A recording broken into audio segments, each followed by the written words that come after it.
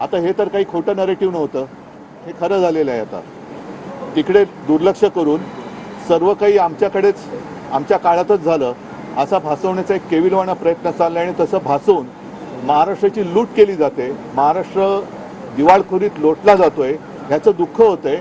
पण येत्या 2-3 महिन्यामध्ये महाराष्ट्रातली जनता यांना जागा दाखवेल. आज अर्थसंकल्प आहे. मी काल आपल्याशी संवाद साधला होता आणि त्याच्यात मी माझ्या काही अपेक्षा व्यक्त केल्या होत्या.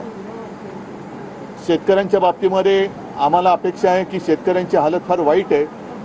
रोज कुठे ना कुठेतरी महाराष्ट्रामध्ये शेतकरी आत्महत्या होत आहेत. डबल इंजिन सरकार, ह्यांना आता आणखीन इंजिनं जोडली जात आहेत. डब्यांचा पत्ता नाही आहे, पण भरपूर इंजिनांचं हे सरकार आहे. तर मोदी सरकारची किंवा आता एनडीए सरकारची मदत घेऊन राज्यातील शेतकऱ्यांना तत्काळ कर्जमुक्त करावं ही आमची जाहीर मागणी आहे. त्याचप्रमाणे एकूणच शेतकऱ्यांवरती जे काय आभाळ कोसळले, आत्ता पाऊस कुठेतरी सुरू होतोय, तर शेतकऱ्यांना सुद्धा केंद्राची मदत घेऊन वीज बिल सुद्धा माफ करावं अशी आमची मागणी आहे आणि अपेक्षा आहे.